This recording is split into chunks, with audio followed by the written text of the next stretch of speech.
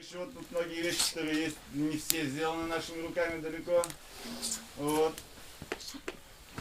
Если руки чешутся, всегда, говорю, приветствуется. На самом деле, вообще изначально это была такая задумка, мы стараемся ее внедрять, когда особенно приезжают нам не экспресс-методом, как у вас сегодня получается, когда приезжают подольше, то мы стараемся людей, гостей наших интегрировать в жизнь деревни по мере сил возможностей. Девочка очень любит колуном поколоть дрова, особенно когда видит колун, сразу прямо тянет.